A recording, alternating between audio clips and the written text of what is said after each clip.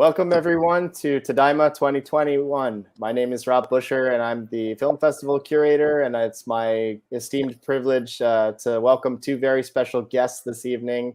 We have Mr. Yuji Okumoto and Peter Shinkoda, who are going to be joining me for a conversation around Japanese, American, and Canadian masculinity and some of the challenges of working within the Hollywood system.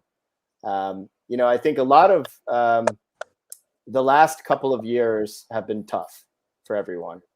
And as we kind of grapple with the devastation of the global pandemic and the many personal losses that we are suffering, we also see the kind of systemic racism that has plagued the Asian American and Asian Canadian communities. With the rise in anti-Asian violence and hate crimes, I think it's important that we sort of reevaluate the kinds of stereotypes and negative tropes that have been really propagated through popular culture over the last 100 some odd years, that especially Hollywood has been this center of global popular culture. And so tonight's conversation, we will be delving into different moments in each of their careers, but I think it's also about understanding that this is part of a much larger conversation and sort of the challenges that we're facing as the Japanese diasporic communities. So thank you both for joining us this evening, and I really appreciate you being here with us. Thanks for having us. Thanks, Rob. So I have a sense that most people who are joining us know both of you, but can each of you do a short self-introduction? Yuji, do you want to start? Sure. Again, I'm Yuji Okumoto. I'm an actor, producer. I grew up in LA.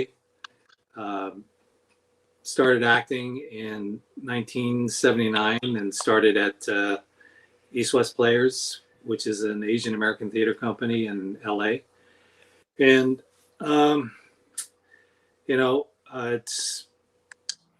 it's been a long haul from there to now, but I've managed to navigate all the pitfalls of the business so far, and got out the other side. I own 2 restaurants up here in Seattle, Washington, and have a beautiful family.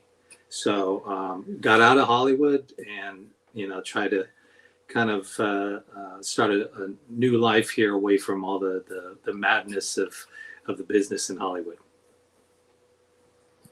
Thanks, Yuji. My name's Peter Shinkoda. I'm an actor. I hail originally from Montreal, Canada, but I did find myself in Los Angeles in the early 90s, and right in the first year and a half, I met Yuji, and we've been friends, and I looked up to him as a mentor, like an older brother, for this whole time, and he's very much guided me, and because of him, I've avoided many pitfalls that I otherwise would have fell victim to. But I stayed the course. I'm still here. I feel that I've had an adequate career. I'm up located in Vancouver now, but I find myself straddling both cities, well, United States and Canada, usually Los Angeles and Vancouver. Things are doing okay career-wise, and I'm very optimistic about our industry, especially right now with there's a lot of, our cause is getting a lot of traction, and although Hollywood has been promising for as long as I can remember, I actually see there's some movement that looks legitimate. They're really putting their money where their mouth is now. So I'm feeling happy about that. Yeah, thank you both for that. And I think we are definitely seeing a lot of traction right now. And I think especially this is the eve of the premiere weekend of Shang-Chi, right? So everyone's been talking a lot about how significant this is, that we're having a major Marvel tentpole film starring an Asian American man, no less. And I think we're definitely going to touch on that a little bit later in the conversation. But I wanted to think maybe start us back from the beginning and talk a little bit about, when we think about representations of Japanese men, particularly, the first person that comes to my mind is Sesshu Hayakawa, the Issei immigrant actor that was popular in the silent era of cinema. And I mean, he was the epitome of the villain, right? And this kind of typecast where, although he was a male sex symbol and sort of commodified, especially by white female audiences, he really did a very poor job of representing Japanese men in a positive light. To the extent that, you know, Japanese Americans as well as the government of Japan actually protested a lot of his roles. And then, you know, we go from there to the anti-Japanese propaganda of World War II, and we see, you know, the angry Japanese soldier on all these propaganda posters throughout the early mid 1940s, and those images don't go away. And, you know, obviously we have folks like James Shigeta who come in during the post-war era and put a new face on what it means to be Japanese American. But at the same time, you know, we're still dealing with decades of World War II related films and folks reprising these kinds of roles. I'm just curious, you know, since both of you have been in this industry for certainly longer than I have as a programmer, but also from the actor's perspective, do you have any reflections that you'd like to share about kind of that historic perspective on how Japanese men have been portrayed and how it impacted you in sort of the early phases of your careers? Well, I guess I'll start. So I grew up in LA in a traditional JA household. You know, as a kid, I was always trying to figure out who I was. Was I Japanese or was I American? You know, and I did all the American things. You know, as a kid, you eat at McDonald's, be a Boy Scout, play Little League.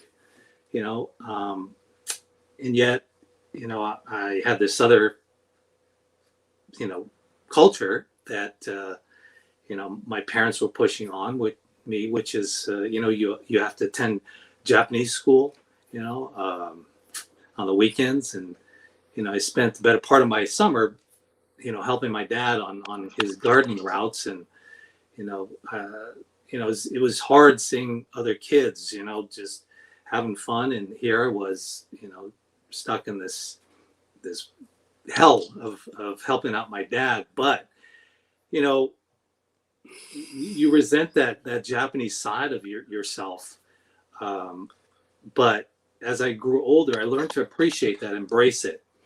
You know, so I know what kind of hardships they went through.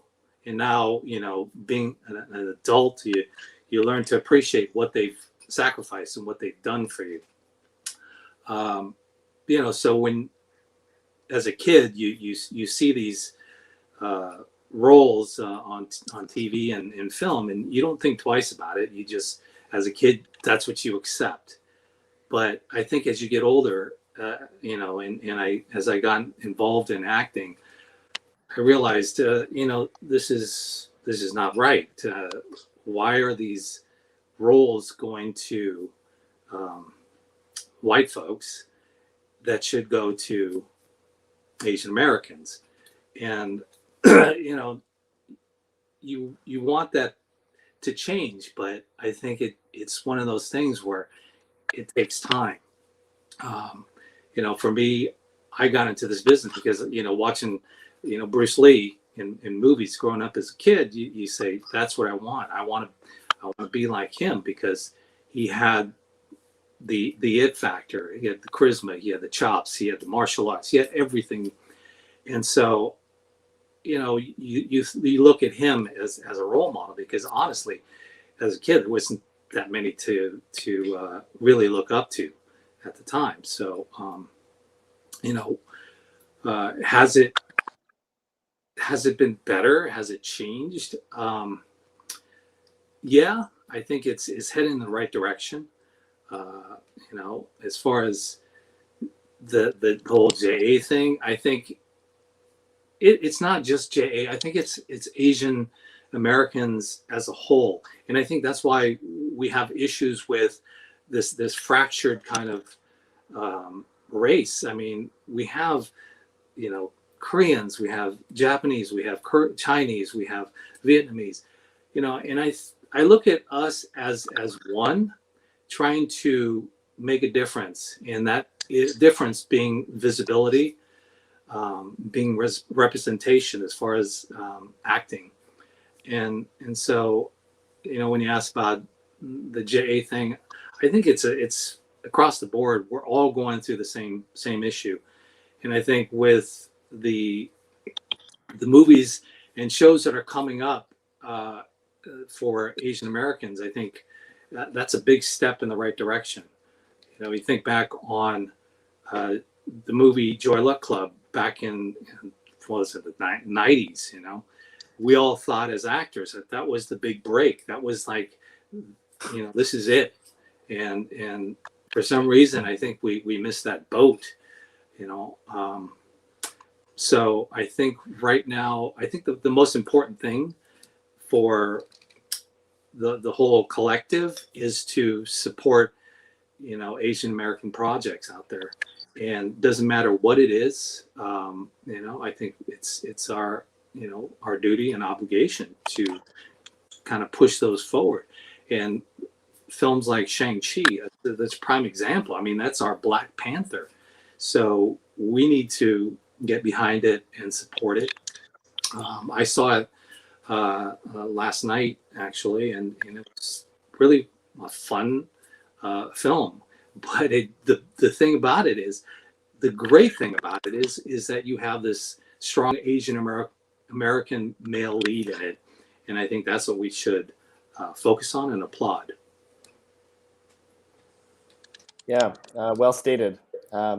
Peter, what are your thoughts on this? Because I know that we've also talked at length about the kind of, although our causes are intertwined, there seems to be some specific barriers still maybe around Japanese. Yeah, I agree with Yuji. You know, collectively, we're trying to you know, advance ourselves as a race. But if we were to look at scrutinize ourselves as specific nationalities or areas or certain specific cultures, then certain things get favored and cherry picked and get concentrated on. I mean, there's Western culture, they like to obsess on certain things like, you know, ninjas and samurais and evil corporate Asians. You know, then there's so many different the personalities and the stories to explore really over there. Not necessarily differentiated by borders, but there's just so many stories, but we always kind of obsess on those. And like specifically, let's say martial arts. You know, when you think there's going to be agents in it is a martial arts movie right away, and it shouldn't be that way. We live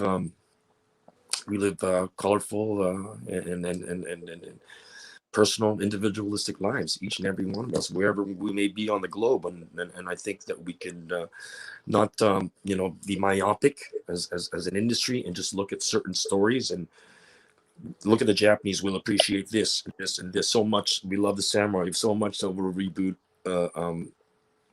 you know, a perfectly fine miniseries, James Clavell's Shogun, but we're doing it again. Mind you, I did get a chance to read the pilot, and it was really good. It was really good, and it's a different take, and it's quite adulterated R. But the thing is, why do we have to reboot that? There's so many other things that we could tell, and then also I find that if we're going to look at specific stories that Hollywood favors, I find that they do favor a lot of Chinese stories, and that's fine. The numbers dictate that you know, we're going to make a project that's going to see the most because we have that kind of population, the Chinese. But I find that because maybe it's a colonial thing, but a lot of the times when they do majority Chinese American movies, when they're going to do them, a lot of the time I find there's a tendency that they'll do 3 different language versions of them, or just one standard English version, like let's say Mulan or Crouching Tiger, you'll see it in English. I find a lot of these Japanese stories are always in Japanese and subtitled, you know. In our case, and in Yuji in my case, I find that as being exposed as of Japanese heritage, I think that because of the numbers, in the numbers game of what's being produced and what's not being produced, a lot of times we won't have the privilege of getting to read for a lot of Chinese stories or Korean stories where the Chinese and Korean actors, our contemporaries, our friends, our pals, the ones we hang out with and trained with, they will get an opportunity, and I don't mind it, to read for a lot of these Japanese stories that are being casted for. But it's a numbers thing. And then the isolationist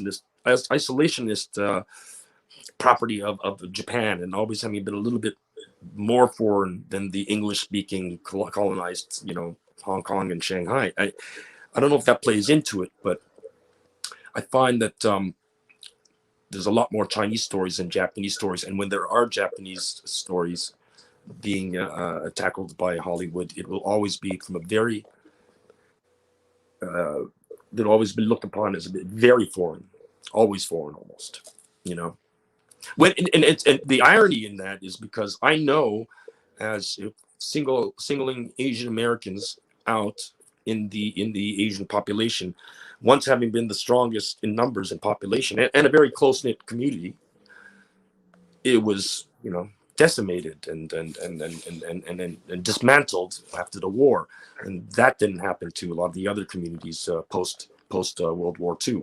So there was an effort to really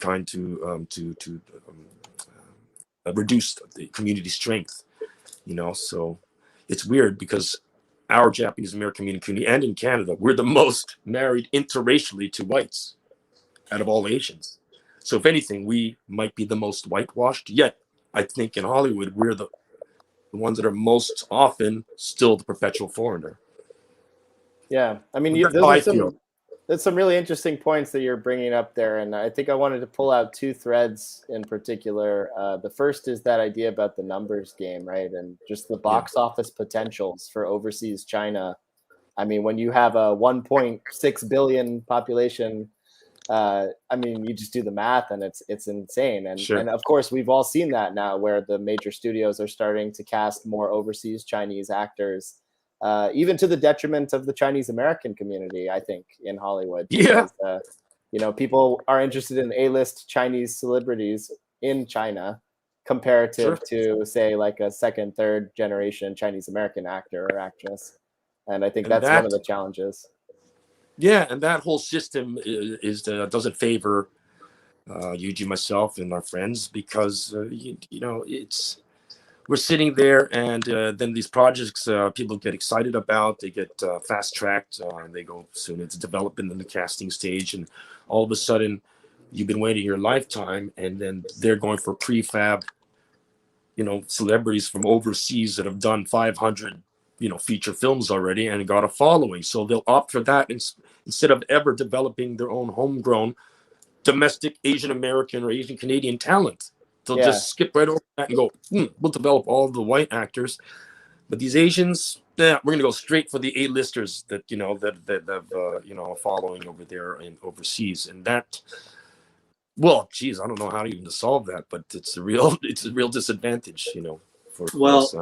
Yeah, I agree. So the problem is, I think it's a catch-22 for Asian American actors. Very much. Right? The studios want, to cast Asian American. They don't want to cast Asian American actors in lead roles because they don't have the box office cachet.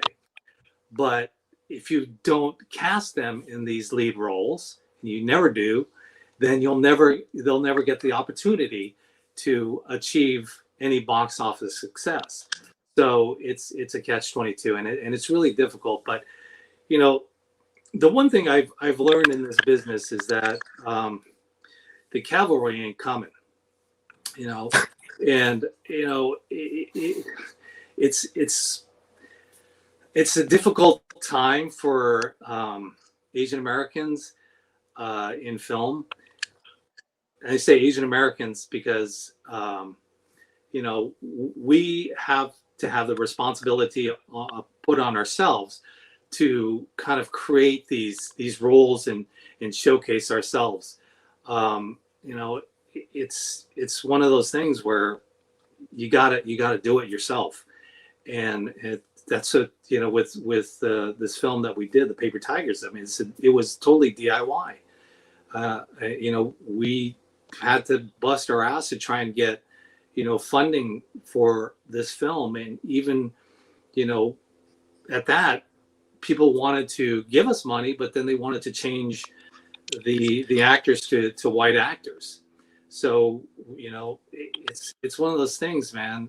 I hear you. It sucks, but I think the only change that's going to come, the only way to change the outcome of this story is to kind of do it yourself, create these great Asian American stories, Japanese American stories, not Japanese stories, Japanese American stories. And I think that's something that I'm trying to focus on, creating vehicles for Asian Americans.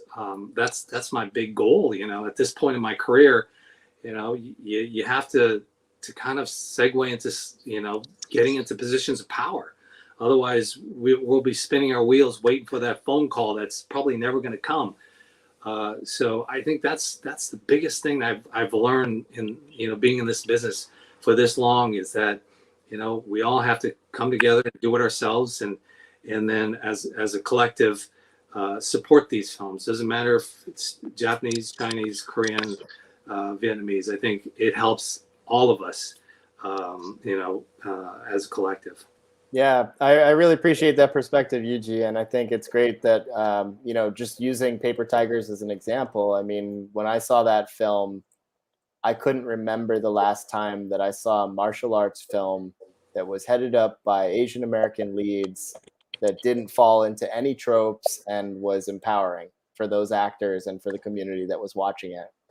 And I mean, that's a huge deal, right? Because I thought it was awesome. It was a great movie. And Ron Yuan, I didn't even know that stunt guy has got comedy chops. Like, you don't know until somebody gives you that opportunity. Yuji and him, what, known each other decades, right? So Yuji knows he can pull off, puts him in there. This guy's punchline after punchline after punchline. You wouldn't know it. Usually he's stunt coordinating, right? But this guy gets it, and he's just an all-American guy too, and he gets jokes. And man, this comedic timing was what. He's a comedian and a martial artist, a deadly comedian. But you wouldn't get that unless somebody like Yuji helms a project like this and gives somebody a chance and stands their ground and refuses to compromise and capitulate to these financiers' demands. You got to take chances and prove yourself. When I was younger, also just being there, failing, or just being there and being visible for in whatever amount. Like, he's saying Bruce Lee, I'm saying Yuji Okumoto. I saw all those movies before I went there. Bruce Lee was a little bit, it's like, I was a kid, I'm watching all the VCR, but I'm watching this guy in Aloha Summer and the Karate Kid. I'm seeing him in everything. What's that other one? You did some Cusack movie too.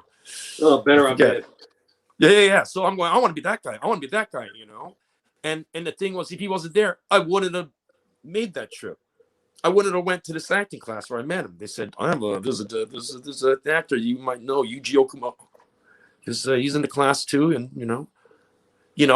there has to be that. There has to be that leadership quality. There has to be somebody there. It's inspirational. I'm admitting it was Yuji. It was Yuji. J. Scott Lee came after Yuji. Yuji was there, and that's what, who's the other fellow from the Revenge of the Nerds? Brian Toshi. What's Toshi? Brian Toshi, yeah. Brian Toshi. He's the Toshi. He said that's the other guy. I'm sure he's a nice guy and everything, but I got to admit, it's like, I want to be there and have it be that guy's career. No, I was looking at Yuji. He was the only guy, other than Sulu. So you have to have somebody visible there, no matter what, even if they're fractionally compared to the white A-listers. but you have somebody there. It's like a beacon, a tiny light, and then you'll go to it, and you have to have that leadership, or you won't have to conjure up any kind of confidence. So I thank Yuji for that. And that's another thing. If you stay there, you become the example for the next generation, right? And that's essentially what I was doing. I'm going to follow these guys, and I'm not going to give up. I'm not going to like stop. I'm going to honor everything they did before me. So I think our visibility is amazing right now. That's great. There's so much inspiration out there. Right. People, be proactive about it. I think they are, but there's so much out there. There's so many people to look up to now, and that's an amazing thing. I think it also speaks to the pipeline, right? And like that's the point that Yuji is making there about like I mean, he has the ability now to as a producer, and I know Pete, you're also getting into producing, but that idea of like how you can line up this next group, this next generation, and as you're climbing the ladder yourself, use the other hand to help the guy behind you. And I think our community gets that, like Japanese and Japanese diaspora. Like I think we get that, especially within the diaspora, because of this historical hardships that we've faced with the wartime. But I think one of the other things that I wanted to hone in here is we're talking a lot about martial arts, and I think both the good and the bad of sort of being pigeonholed as we're talking about the Bruce Lees, we're talking about Shang-Chi, and all of these vehicles, the star vehicles for Asian American men in particular, have been martial arts films. And thinking in context, it's like there have been a lot of tropes behind that. There have been some negative implications to that. But I think it was in Jeff Adachi's Slanted Screen, Kerry Hiroyuki Tagawa said something like, "I'd rather be the bad guy than, the nerd," essentially. And I think there's a good point to that, right? 1000%. I'd rather be the bad guy that strikes fear in somebody's heart and has some kind of agenda and agency, as opposed to just some nerd for a cheap joke. That's what I feel, Although Geddy Watanabe took it to the nth degree and did an amazing job, like Oscar level job of it. You know what I mean? So if you're gonna do it, you better go all the way like him, because he's great talent. Yeah, but I think the other thing is that with films like Paper Tigers and series like Warrior, right? And I think that our community has helmed these kinds of projects where we're using that trope and that stereotype, and actually it's now a vehicle for empowerment. And it's a vehicle to reclaim that aspect of us, which is real, because they're doing it right. I mean, my great grandfather, right? He was an Issei judo sensei, immigrated from Hiroshima when he was a teenager. He had studied under Kano Jigoro, the founder of judo, and throughout all of his hardships in the United States, he ended up opening a judo dojo, and that was the backbone of their community in Utah in the post-war era. So the Japanese Americans, Japanese Canadians, Japanese Latino, Nikkei, these things are important to us. And I think it's great to also be able to reclaim those at this point. I think so too. I think so. I also believe that even though the white community in Hollywood is trying hard and they're compensating for everything that we're demanding, they're trying to work hard. Sometimes they need a little guidance. I think in their overzealousness to get it right, sometimes they kind of get it wrong. Almost like in a case where we're saying we're casting an Asian American film and it's a big ensemble, and the characters may be Korean, or let's say they're all Chinese in Joy Luck Club. You saw how Tamlin got in there, Tamlin Tomita, and she played a Chinese American, and it was fine, and nobody really had a conniption over it. I think if white people are only in charge, they would not allow that. They would have to get it right. Got to get it right. Can't have. But over here, I think a lot of us Asian American filmmakers are in agreement, to pretty much thinking in concert here, that if we kind of can pull it off aesthetically, it doesn't really matter where our blood is, and we can mix it up. Like in Tokyo Drift, there's a lot of Korean American actors portraying Japanese. I don't really care. I think that's cool. And places like Hong Kong, that's how they feel. Like Takeshi Kaneshiro, like you'll be playing Taiwanese or Chinese all the time, even though he's of Japanese heritage and Taiwanese heritage. But it doesn't matter your name. They don't. You can play whatever. You know, it's like they treat over there. They'll treat casting Asians like Hollywood is casting whites. It doesn't matter if you're British, German, Swedish, whatever. You can play anything, anywhere if you're white. But for some reason in Hollywood, they're really trying to get it right here, and that's fine. I think fundamentally. But also there should be, you know, some leeway where we can play anything. I feel that, you know, that's an issue that keeps kind of just surfacing. It's a weird thing in Hollywood, but amongst the Asian community, I know we talk about it often, you know, about that crossover. Can I play a Korean and can I play a Jet? Can I play a Chinese? Like they do it in Hong Kong. They should do it here, but for some reason they gotta try to avoid it to get it so right. But us Asians are like, we're not that uptight about it. Like, you know, mix it up, especially if we're all speaking generic American English, you know. Yeah. I had a question around the role, Yuji, that you reprised recently in Cobra Kai. And, you know, Chozen was like this epitome in, you know, Karate Kid 2, this like really significant figure, right? And I think being able to see the transformation of the character and the character arc that is realized within Cobra Kai, I'm just curious if you could talk a little bit about that. You know, it has a obviously very redemptive quality to it. And I'm just curious how much of that was sort of, you know, the writers coming to you with those ideas. Like, was there a dialogue around that? What kind of shaped that arc? So the writers approached me about reprising the character, and I was really stoked about the idea of coming back to that character after 30 plus years. So they sent me the script, and I read it, and I told my agent, I'm going to pass. I don't want to do this character because it doesn't show his progression. So I don't want this character to just kind of be a afterthought. I want his story to kind of continue, and his legacy to not be tarnished.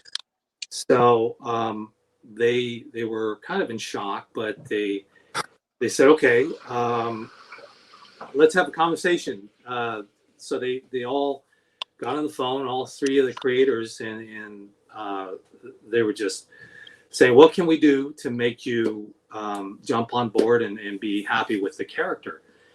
And I said, you know, first of all, this character would never apologize. So the first scene of the show, they wanted me to come in and apologize to Daniel-san.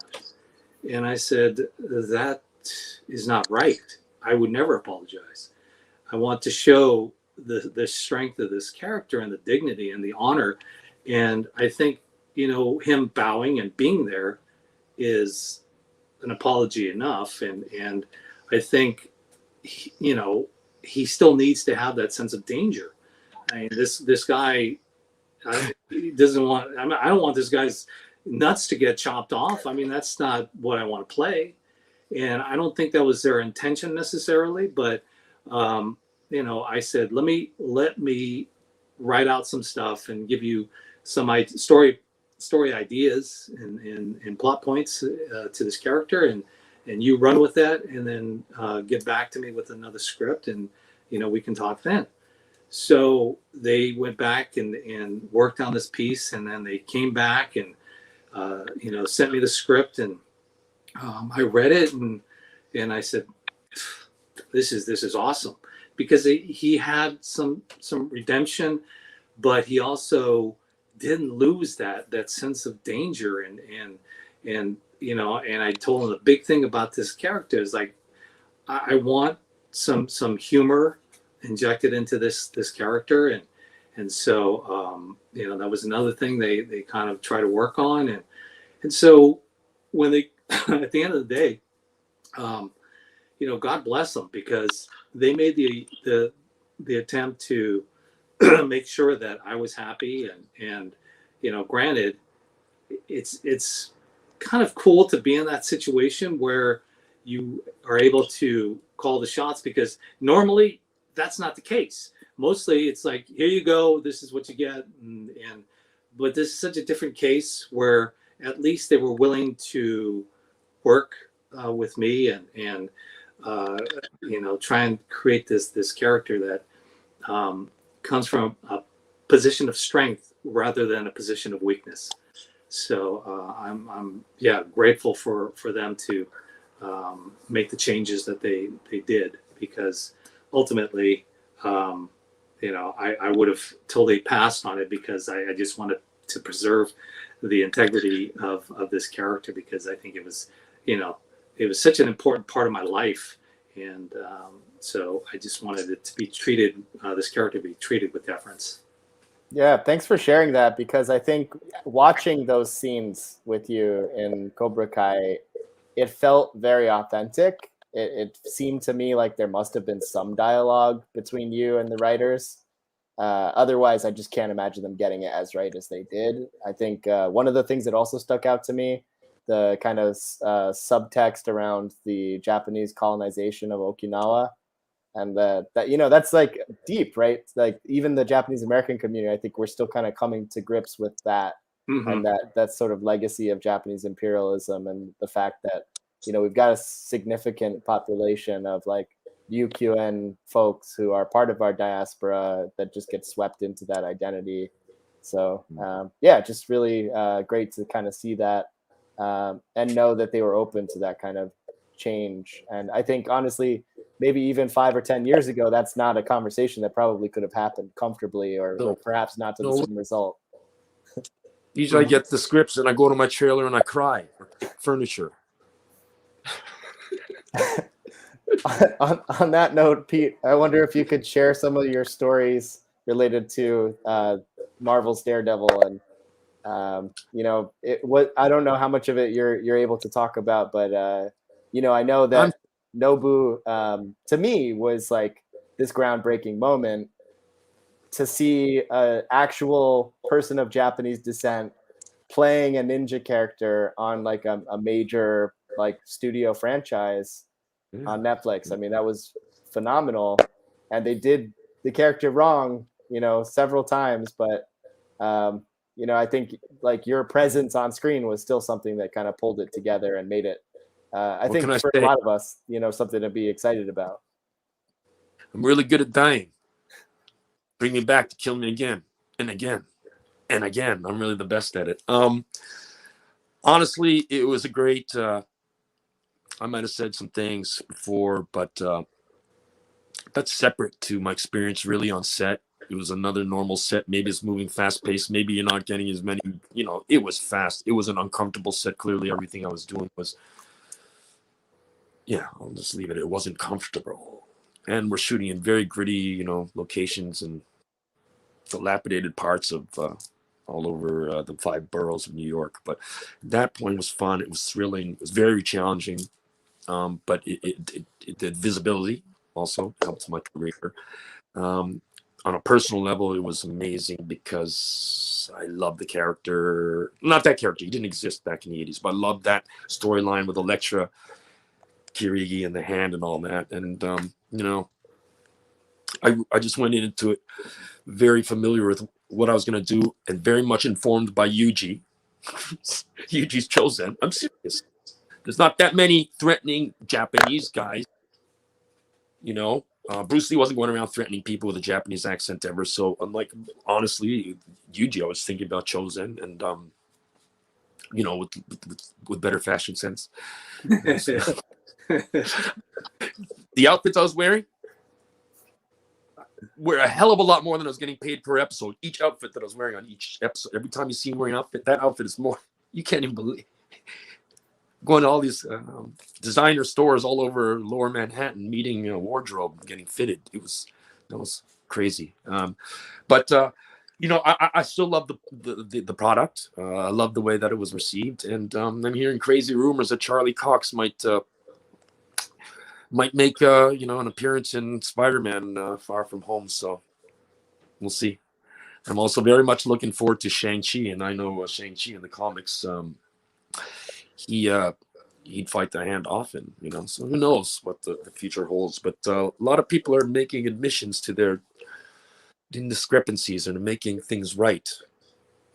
Kevin Feige recently said that he made a horrible mistake with the Chosen One, and they really, I think that we already know in a roundabout way how they're going to handle Ben Kingsley's the Mandarin, from Iron Man 3 in Shang-Chi. So, we're all in an uproar back then. What the hell? The Mandarin is not even a.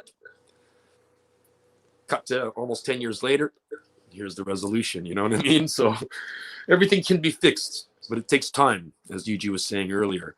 Everything takes a hell of a lot of time, So I've been feeling more optimistic in the last year than I ever have, and I've seen a lot of people getting a lot of opportunities. Randall Park's getting, Aquafina. These are really extreme talents, and they're booking, and I just love seeing it when you see these press releases. Well, I'd rather see myself in that press release, but seeing them is very encouraging. That people want to keep seeing these people in project to project. So, I'm happy. I mean, there's a lot. I'm happy professionally in a long time.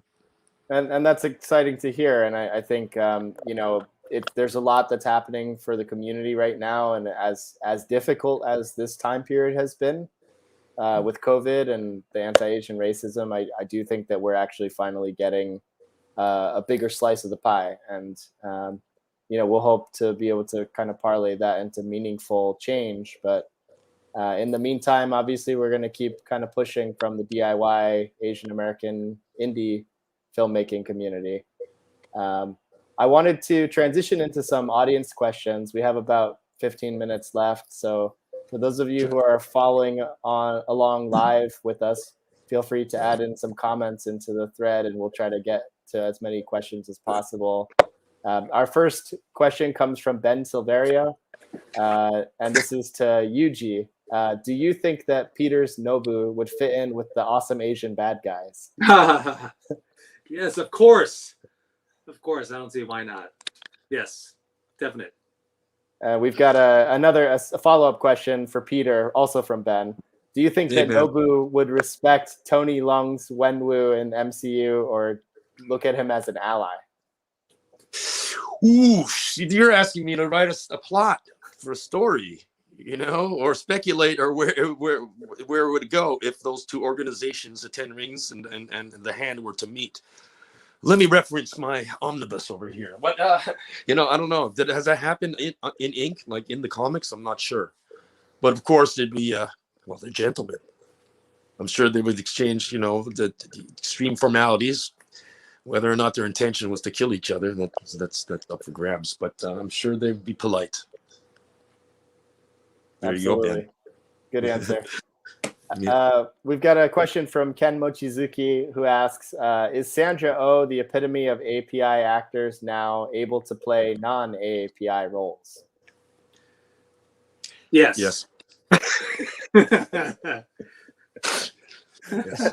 That was an easy one. Yes. She's incredible, man. Yeah. I have to say, though, watching The Chair as someone who's like an adjunct professor, way too uncomfortably close to reality. Certainly being a member of the Asian American Studies department. Wow. Okay. Well, that's a compliment to her. Yeah. We also had a follow-up question from Ken, who asked, Yuji, you were in a movie where you were an American detective after Asian gangsters. Can or are there more movies like that? I don't see why not. That would be awesome. What was that one called? Blue Tiger. Blue Tiger. Blue. Virginia Madsen. Virginia Madsen, exactly. I think the first thing I talked about was when I met you. Oh my God. You know that scene with Virginia Madsen? You know that scene I'm talking. I literally was like all over Yuji about that. Yeah, it's funny because there's moments in there that if you watch the film, I do this interrogation with Virginia Madsen. I'm sitting on the bed, and I got shingles going on and all that stuff as the character. And then I get up to close the window, and it's almost like a comedic moment. And I kind of wanted to. I love incorporating comedy into these characters. Well, I go to shut the window, and it just jams on me. I'm like. And I just kind of play it off and move on with the scene. Well, that actually happened where the window was supposed to close, but it didn't close, and you just kind of go with it, and and they kept that take. So that was a hoot. So yes, to answer your question, I hope there'll be more films like that because I love that character. Just absolutely love that character.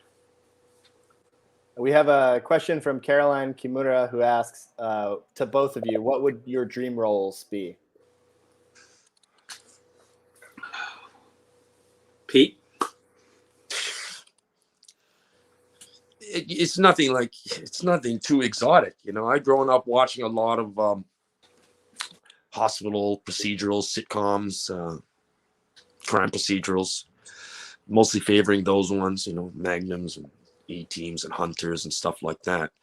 And I always like just watching these cool guys, gumshoes, cops, beat cop or detective, solving the week to week. And that's not even a reach. It's just like every actor has kind of done that. I've never done that. Just want to hold a coffee and be at a crime scene, and that's it. I never even got to play that, but it seems like every white actor has a few of those, played a few cops and, and flawed cops. Never got to play that. I would just love to be just a good American guy solving crimes, in some form or another. That'd be awesome. Maybe NCIS. What about you, Yuji? I guess a good comedy role. I just am kind of gotten to that stage in my career where I kind of want to do comedy as opposed to always playing heavies and whatnot. I kind of want to have something that my kids will watch where they don't say, "Oh, Daddy's dead again." So I kind of look for roles that are real and kind of slice of life kind of stuff. But yeah, comedy would be my genre that I target. Yuji's filled with dad jokes all the time. That's my specialty. It sure is. Well, as a new father, I could learn a thing or two because mine are terrible. But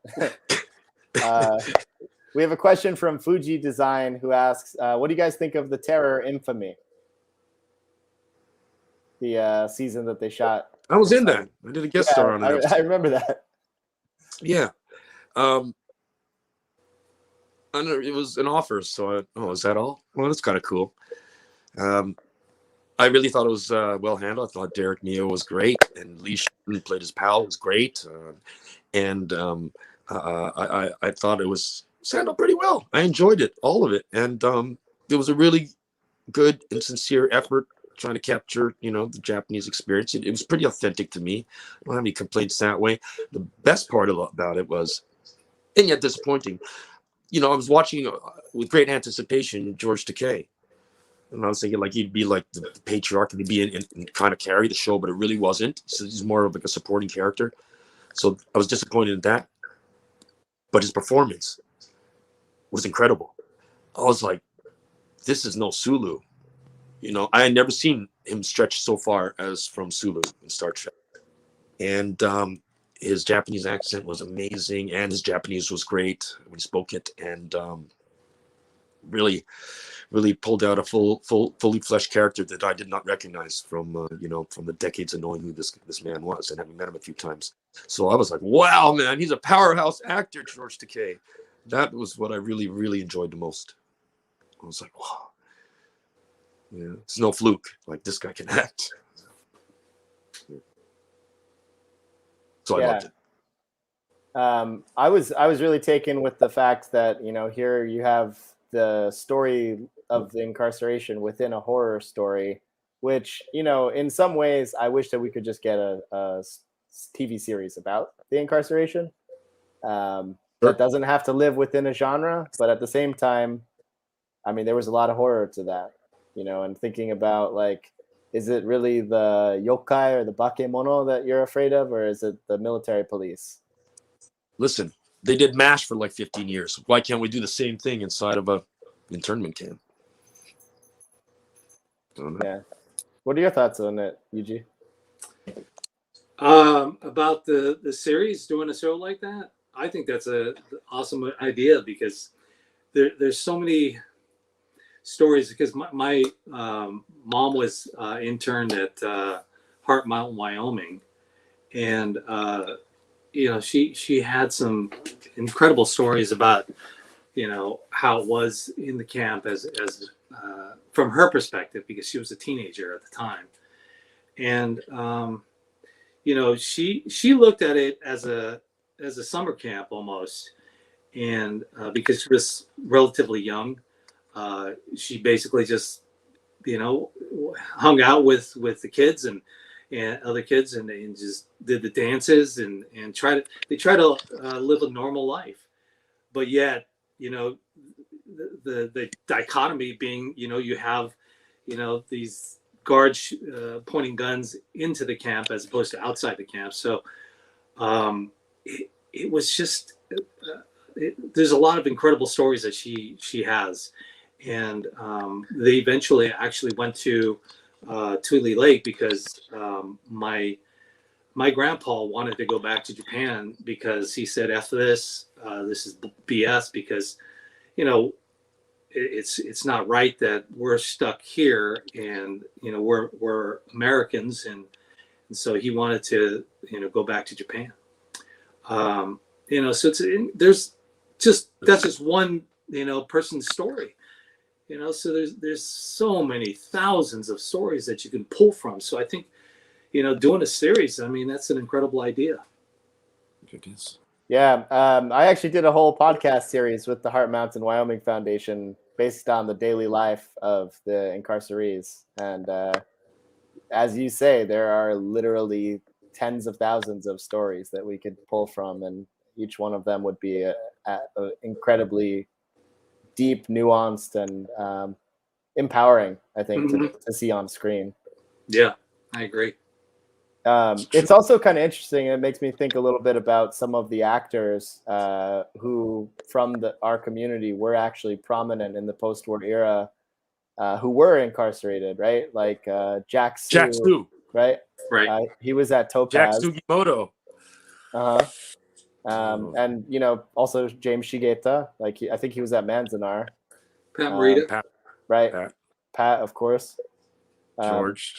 There. Yep. George, yeah, he was at War, Arkansas. Oh man, so just thinking about, like, actually the impact that had on the trajectory of their lives, as it has all of our family members who were impacted in some way by the war. But, you know, especially I think for someone who's out in front of the camera, I mean, there's a pressure already, right, to be representing your community as usually the only person of Japanese ancestry on set. But I can't imagine what it must have been like for those guys. Well, yeah, and also delving into the whole 442, you know, how, you know, the volunteer or you know, I don't know, that's an incredible piece too in itself. So what, the Nono Boy stuff? Yeah, Nono Boys and the people that went to, you know, fight against their, you know. Yeah, I can see it would tear everybody up on the, you know, communities. Like, some people are for it, some people are against it. Some people are let's bail out of here, fight for Japan, and I'm sure they all took off. There was no traitors here. There's not even one case of traitor, you know, traitorism in Canada, United States. But the thing was, sure, it would throw the community into turmoil, how to deal with it, and you know, and to never ever really be solved. I feel that there are residual effects, you know. Sorry, Dad, I'm going to say this, but I think that there's been psychological effects on the population. I certainly, hey man, I'll say it as a guy.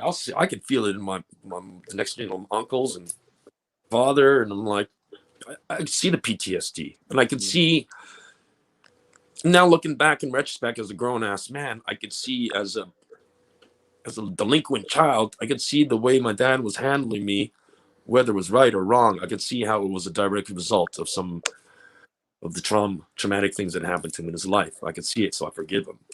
But I could see how it did something, you know, and that was the intention, was to do something to you, to compromise you so that you can't operate. And yeah, it echoes till now, for sure. It's echoing through time. Yeah. But, you know, again,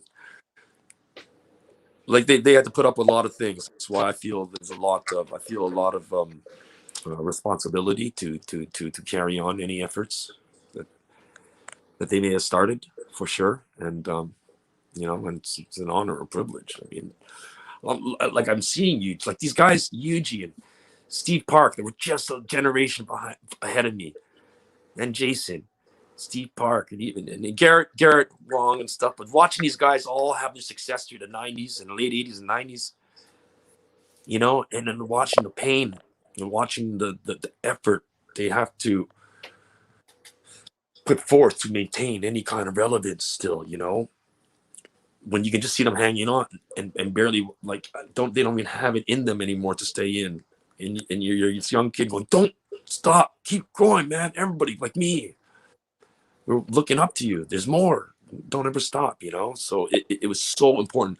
Whatever they achieved, 1 movie, 2 movies, 8 movies, one small part, like I know them all, and all of them were instrumental in the encouragement to, you know, that you can achieve things. It's like they did that. Well, I should be able to pull off more, because they had a hell of a lot more obstacles and hardship before, you know. So yeah, man. Well, like, and it's I'm we're all happy. You all are part of that too, right? In the sense of like you've grown from the roots of these folks who lived through the incarceration, who ended up 100%. on the screen. They don't know everybody's name that's looking at them, but I guarantee you, there's people out there across the world looking at the screen going, wow, wow, and you're helping them. And really, it's like you just gotta stand your ground. It's not for necessarily me in my personal career. I'm like, whatever, man, you know, I'll be washed up in my mediocre anthology of work, whatever. It's the people that you affect, you know, that afterwards that will carry it on and give dignity to the community. And that's the most important thing, I think. Especially now, because holy geez, like I'm up in Canada right now, but I'm looking down. You're the apartment below, guys. And wow, a lot of things going on down in the States. Pennsylvania center stage too, where you're at. Yeah, there is a lot happening here, but there's a lot. Our little issue here is like one little racial issue and a big, you know, ball of crap. And I'm like, oh man, I wish you the best. I'll see you guys. I'm coming down soon. I'm just waiting for the borders to be reciprocated and let us 30 Canadians in. Once we're allowed to drive in, and then I'll head back down. And so are you stuck up there? No, I came up like I came up to do terror and stuff, man, the High Castle, and then kind of stayed and strung along a couple of gigs, but then I was in the middle of one, and then the COVID hit last March. So I had to continue that when it came back, whenever it came back. It came back in like November, December of last year. And the COVID just keeps continuing. I got my California ride, so, you know, I got to drive it down, but I don't want to go down when there's a, you know, fractionalized industry and, you know, and COVID. Every second person in LA has got COVID now, and protests. I saw my corner, man. That Black Lives Matter protest from last year. I saw a SWAT team beating like some lesbian girl at my Target, you know, in West Hollywood. I'm like, what is this? It's the friendliest city in all the United States, and it's like violent riot going on, palm trees and really, it's La Brea and Santa Monica. I was, oh my God. Hopefully everything comes, back into order, and it seems like it is. Things are settling down, but I keep getting the emails from our unions, and the rules that are going back and forth, about the public masks, but forget about the protocol on sets. That's all over the place. We're doing this now. We're not doing this. We're doing this. We're not doing this. So until everything's a little bit more, then I'll stick around up here. You guys are welcome to come. We take refugees. Well, you're up here often. I've seen you up here. When's the last time you were here? No, it's a couple years. Been a while. Yeah. Well, I think we have time for one last question from the audience. Here's another one from Ken Mochizuki, who asks, have you ever done a take to try and make your character look more human and less stereotypical, but find that it ended up on the cutting room floor?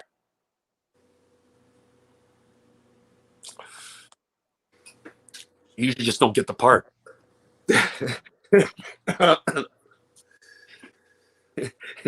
I'm like, why am I talking like the only robot on this whole cast? Why do I get that dialogue? Like literally a robot with weird dialogue, words that people don't say, like Sabo.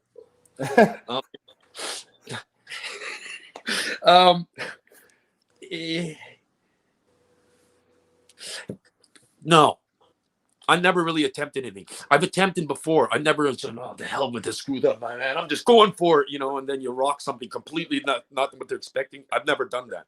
I do, however, trepidatiously ask the brass beforehand, could I do this? What if I think, because I'm thinking, well, yeah, hold on, we'll check that. We'll send it over to the studio. We'll get back to you. I'll get back to them 24 hours. Yeah, no, that was nixed. We're not doing that. So that's about it. That's my attempt. Anything more, I'm problematic. You understand? So if I do anything else, it's like, this guy's being an asshole. He's asking something about his character.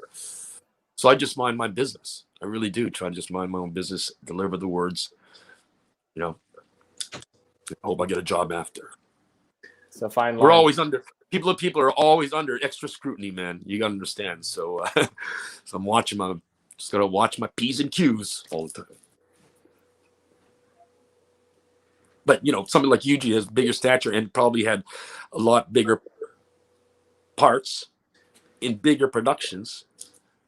He has a lot more say, so he shouldn't be the one commenting. Well, I don't know about that, Pete. You got some juice. Come on. My juice is stale. Well, it's funny because it's all about risk taking. Sometimes I remember I was working a show, and the actor was not the nicest towards the crew and the co-stars, and so you just kind of not make waves, you do your thing. But then when it came to a scene that it was about me, then I wasn't about to hold back. So I'll never forget, I just went full on, just doing this business, that business. I just kind of took over the set. And the other actor who was playing opposite me, he said, he was kind of perplexed. He said, whoa, wait a second. Let me think here. Let me think for a second. And he said, okay, let's start over again. Let's kind of get into this. And so he let me do my thing. And afterwards, he came over to me, and he had not spoken to me at all and acknowledged my existence. But after that, he came over and he said, thank you. I needed that. It was great. Oh, cool.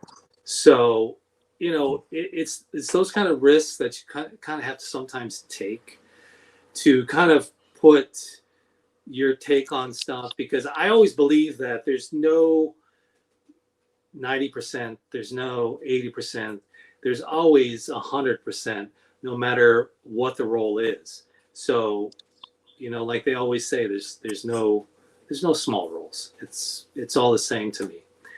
But you know, for me, it's just everything's the same. You put the work in, no matter if it's a day player or a run of the show character. You put the work in, and so if that answers your question, you know, it didn't end up on the cutting room floor. Yeah, thanks for sharing that anecdote. And I think it gives you know, those of us who have maybe hesitation to do something like that. I've heard those stories before.